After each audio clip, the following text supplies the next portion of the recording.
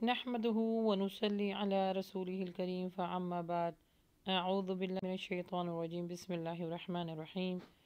رب اشرح لي صدري ويسر لي أمري واحلل عقدة من لساني يفقهوا قولي السلام علیکم ورحمۃ اللہ وبرکاتہ۔ پروگرام آج کی نیکی آپ کی خدمت میں لے کے حاضر ہوئے ہیں۔ آج کا جو ٹاپک ہے اور آج کی جو نیکی کرنے والی ہے وہ بہت اہم ہے، اور اس پر بہت سے علماء نے بات بھی کی، کیونکہ یہ جو فتنہ ہے یہ دنیا میں بہت عام ہو چکا ہے، اور خاص طور پہ مسلمانوں میں بہت زیادہ پھیل چکا ہے، اس کی یہ رائج ہو چکا ہے کہ لوگوں کو اب یہ سمجھ میں نہیں آتا کہ شرک کیا ہے اور بدعت کیا ہے۔ تو آج انشاءاللہ ہم اس ٹاپک پہ بات کریں گے اور اس کو جانیں گے کہ یہ اس کے مطلب کیا ہے، اس کا مقصد کیا ہے، اور یہ کیوں اتنا بڑا گناہ ہے، اور اس سے کیسے بچا جائے۔ یہ ٹاپک اتنا زیادہ امپورٹنٹ اس وجہ سے ہے کیونکہ ان دونوں چیزوں کا تعلق ہمارے ایمان اور آخرت کی زندگی سے بھی ہے۔ یہ ٹاپک اس وجہ سے زیادہ امپورٹنٹ ہے کیونکہ ان دونوں چیزوں کا تعلق ہمارے ایمان اور آخرت کی زندگی سے ہے، جس میں ہمیں ہمیشہ رہنا ہے۔ لیکن ہمارا مسئلہ یہ ہے کہ جو چیز ہمیں نظر نہیں آ رہی، قرآن و حدیث کی روشنی میں ہمیں دکھا دی گئی ہے، اس کو ہم نے اپنے پس پش کر دیا ہے۔ لیکن جو چیز ہمیں نظر آ رہی ہے اور جو بہت کم عرصے کے لیے ہے، یعنی دنیا کی زندگی بہت کم عرصے کے لیے ہے، اس کو گزارنے کے لیے ہم سب کچھ جو ہے وہ ختم کر کے بیٹھ چکے ہیں۔ یعنی ہماری عبادتیں، ہمارا اٹھنا بیٹھنا چلنا پھرنا، یہ ایک شرک کی نظر بھی ہو چکا ہے، اور بدعتیں تو اتنی عام ہو چکی ہیں کہ ہر کام کو ہم سمجھتے ہیں دین میں داخل کر دیں گے اور اس کا ہمیں ثواب ملے گا۔ تو آئیے انشاءاللہ اس ویڈیو کے ذریعے جانیں گے کہ شرک کیا ہوتا ہے اور بدعت کیا ہوتی ہے۔ دین اسلام میں سب سے بڑا گناہ شرک ہے، یعنی اللہ سبحانہ و تعالیٰ کی ذات اقدس کے ساتھ کسی کو شریک ٹھہرانا۔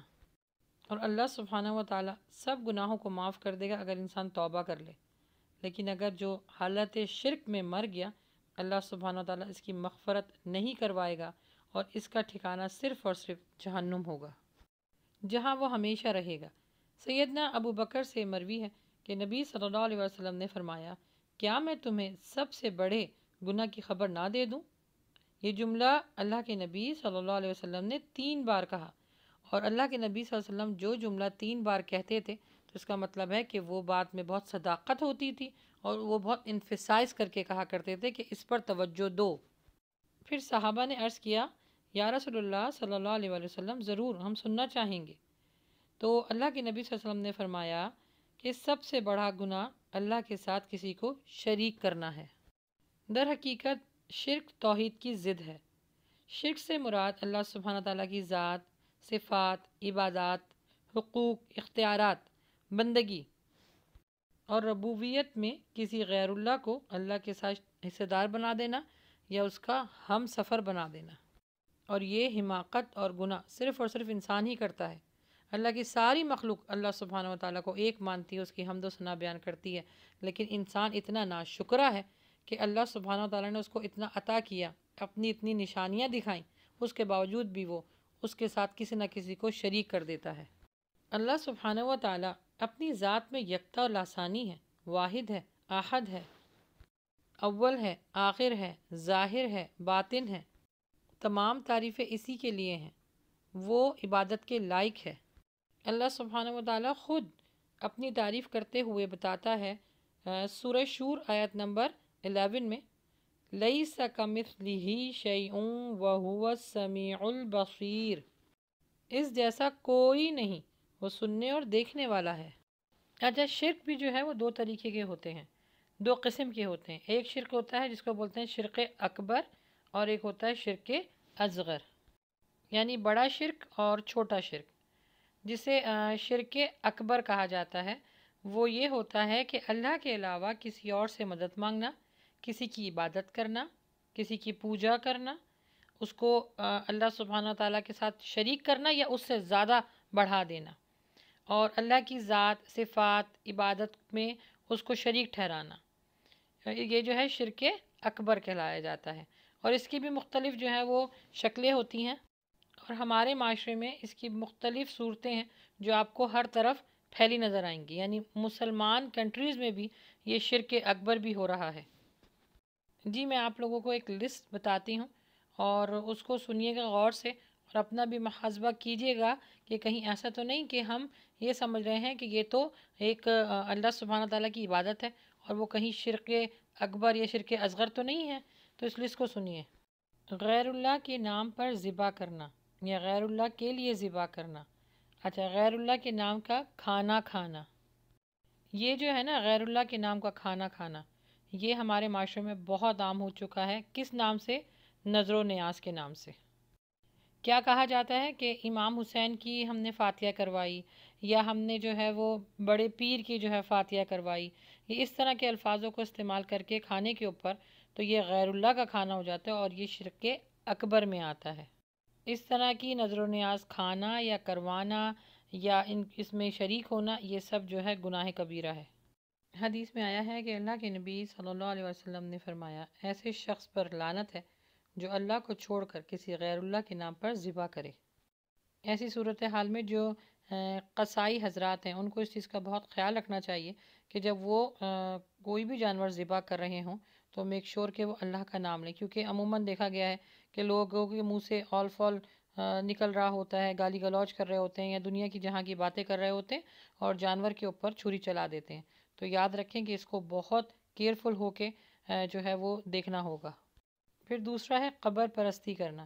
یعنی قبر والوں سے دعا یا منت مانگنا، کسی کے بھی آگے سجدہ کر دینا، کسی بھی قبر کے آگے سجدہ کر دینا، کسی مزار یا قبر کا طواف کرنا جیسے بیت اللہ کا طواف ہوتا ہے۔ پھر فوت شدگان جو لوگ ہوتے ہیں ان سے دعا کی امید رکھنا کہ یہی پورا کریں گے، یہی اولاد دیں گے،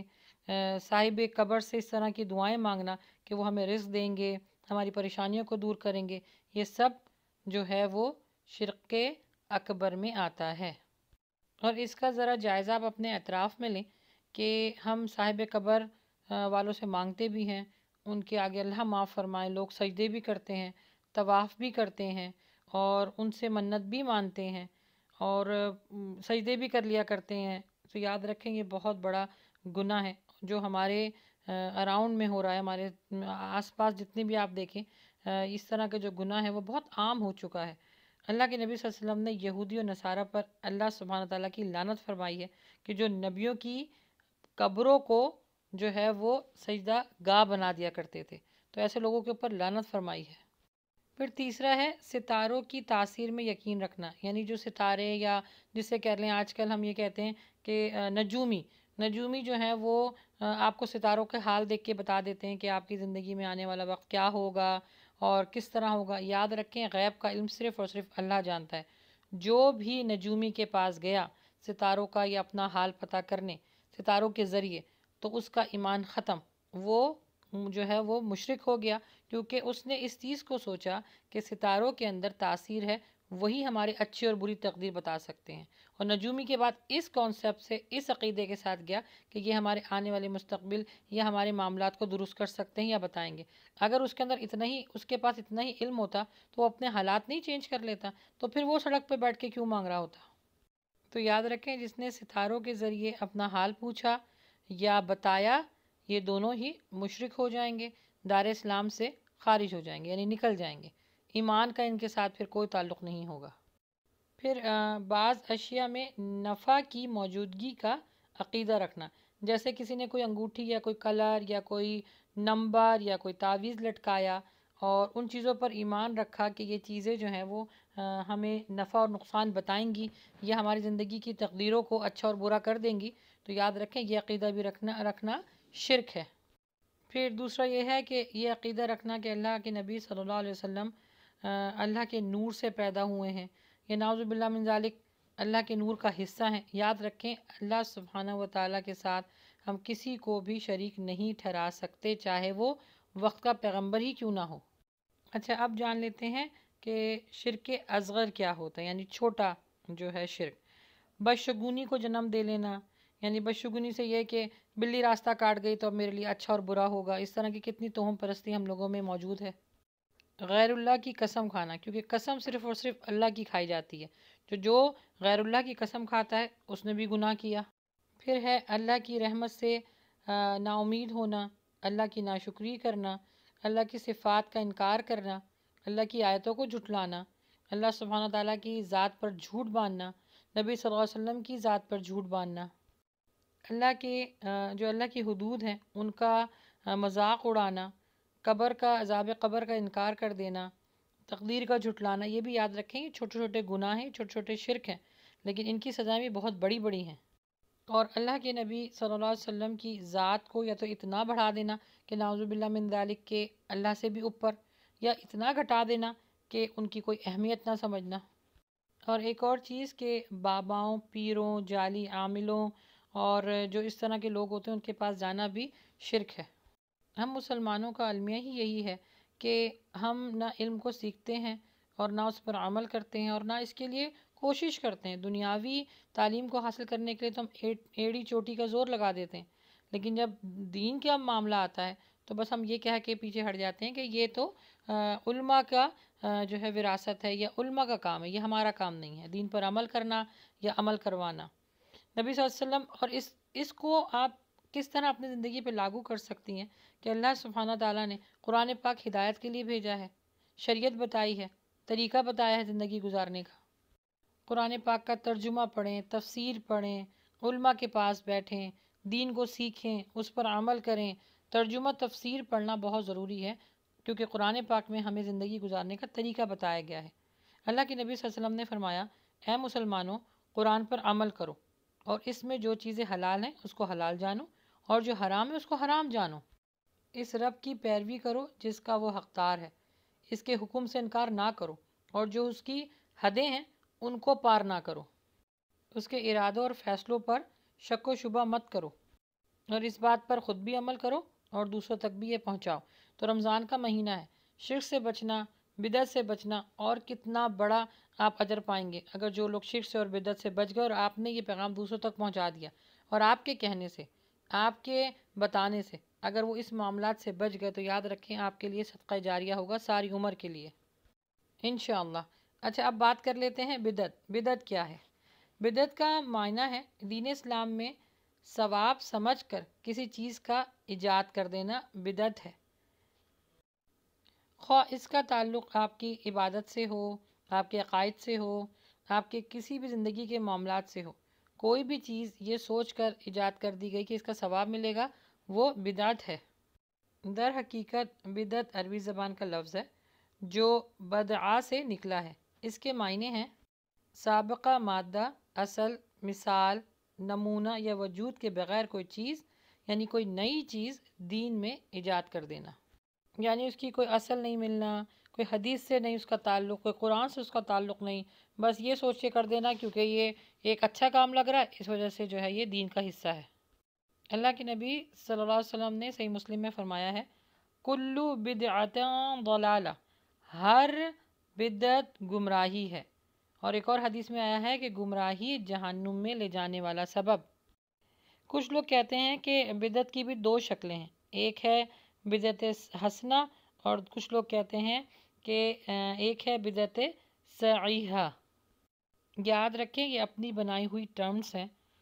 اللہ کے نبی صلی اللہ علیہ وسلم نے صحیح مسلم میں بالکل ڈائریکٹ بتا دیا ہے کہ ہر جو بدعت ہے وہ گمراہی ہے، کل مطلب ہر، بالکل صاف بتا دیا ہے۔ تو اب یہ کہنا کیونکہ بدعت بدعت ہوتی ہے، حسنہ یا صحیحہ یا پھر اس میں اور ٹرمز بتائی گئی ہیں، یہ حدیث ہمیں کم از کم حدیث میں اس طرح کے الفاظ نہیں ملتے۔ دیکھیں نا، جس عمل پر نبی صلی اللہ علیہ وسلم کے عمل کی مہر نہیں لگی ہوگی وہ دین نہیں ہو سکتا۔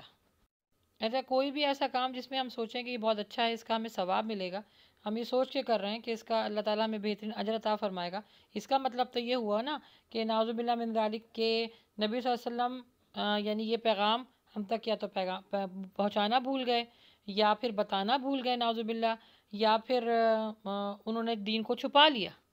اور اتنی وضاحت ہے قرآن پاک میں اس بات کی کہ اللہ سبحانہ تعالیٰ فرماتے ہیں کہ ہم نے تمہارے لیے سب سے بہترین دین کو پسند کیا، دین اسلام تمہارے لیے منتخب کیا، اور اس پر چلنے کے لیے رسولوں، پیغمبروں اور انبیاؤں کو مکمل جامع شریعت کے ساتھ تم تک بھیجا۔ قرآن بھی اس بات کو کتنی وضاحت کے ساتھ بتا رہا ہے کہ اب دین جو ہے وہ مکمل ہو چکا ہے، تمہارے بعد یعنی اللہ کے نبی صلی اللہ علیہ وسلم کے بعد کوئی نیا رسول، کوئی پیغمبر، کوئی انبیاء نہیں آئیں گے، کوئی نئی شریعت نہیں آئے گی۔ ایک حدیث میں اللہ کے نبی صلی اللہ علیہ وسلم نے فرمایا، مجھ کو اپنی امت سے یہ خوف ہے کہ وہ اپنے اندر ایک ایسا امام کو منتخب کر لیں گے جو لوگوں کو دین کی طرف سے گمراہ کرے گا۔ حالانکہ قرآن میں اس بات کی بار بار وضاحت آئی ہے کہ یہ دین مکمل ہو چکا ہے، یعنی اللہ سبحانہ تعالیٰ اس چیز کی وضاحت کر رہے ہیں کہ دین مکمل ہو چکا ہے، جو بھی شریعت تھی وہ ہم تک پہنچ چکی ہے۔ یہاں تک کہ یہودی جو لوگ تھے وہ بھی اس بات کو اور خاص طور پہ اس آیت کو بہت زیادہ اہمیت دیتے تھے کہ اگر یہ آیت ہم پہ اتری ہوتی تو وہ دن ہمارے لیے عید کا دن ہوتا، جس دن اللہ سبحانہ تعالیٰ نے فرمایا کہ آج تمہارا دین مکمل کر دیا گیا ہے۔ اسی لیے دین میں اگر کوئی بھی کام نیکی سمجھ کر داخل کیا جائے تو اس کا مطلب یہ ہے کہ دین یا تو مکمل نہیں ہوا یا نبی صلی اللہ علیہ وسلم نے دین ہم تک پورا نہیں پہنچایا۔ نعوذ باللہ۔ حضرت عائشہ نے فرمایا، اگر کوئی یہ کہتا ہے کہ نبی صلی اللہ علیہ وسلم نے دین کی کوئی بات چھپائی تو اس کو نعوذ باللہ۔ حضرت عائشہ نے فرمایا، اگر کوئی یہ کہتا ہے کہ نبی صلی اللہ علیہ وسلم نے دین کی کوئی بات چھپائی تو یاد رکھیں کہ وہ اس شخص کو ڈر جانا چاہیے کیونکہ اس نے دنیا کا سب سے بڑا جھوٹ بولا، یعنی اللہ کے نبی صلی اللہ علیہ وسلم کے اوپر جھوٹ باندھا۔ اس کا ٹھکانہ صرف اور صرف جہنم ہے اور جہنم میں وہ ذلیل اور خوار کر کے گرا دیا جائے گا، اور اس کی سزا اس کو دنیا میں بھی ملتی ہے اور آخرت میں بھی ملے گی۔ نبی صلی اللہ علیہ وسلم کی شفاعت سے وہ محروم رہے گا۔ اللہ کے نبی صلی اللہ علیہ وسلم کی شفاعت کے لیے سب پیغمبر تک ان پہ نظر جمائے ہوئے بیٹھے ہوں گے روز محشر، اور نبی صلی اللہ علیہ وسلم اسی کی شفاعت کریں گے جسے اللہ چاہے گا، کیونکہ قیامت کے دن اللہ سبحانہ و تعالیٰ فرمائیں گے، اے نبی صلی اللہ علیہ وآلہ وسلم، آپ کے امتیوں کے لیے جہاں تک آپ کی نظر جا رہی ہے آپ ان کی بخشش کروا سکتے ہیں، سفارش کروا سکتے ہیں جسے اللہ چاہے گا۔ جس کے دل میں رائی برابر بھی ایمان ہوگا وہ جہنم میں نہیں جائے گا، لیکن بدعتیوں کا ایک گروہ ہوگا جو جہنم کے نچلے درجے میں بیٹھا ہوگا۔ اللہ سبحانہ و تعالیٰ ان کی سفارش کرنے سے منع فرما دیں گے کہ اے نبی ان کی سفارش مت کریں، ان کی شفاعت مت کروائیں، کیونکہ آپ کے جانے کے بعد آپ کے دین میں انہوں نے اضافہ کیا تھا، آپ کے اوپر جھوٹ باندھا تھا، تو یہ لوگ آپ کی شفاعت کے مستحق نہیں۔ اللہ اکبر، کتنی بڑی سزا ہے۔ یاد رکھیں، شرک اور بدعت کا معاملہ بہت نازک ہے، اس سے بچیے، قرآن کو سمجھ کے پڑھیے۔ بس اللہ سبحانہ و تعالی ہمیں ان گناہ کبیرہ سے بچائے، بس قرآن پر عمل کرنے والا بنائے، آمین۔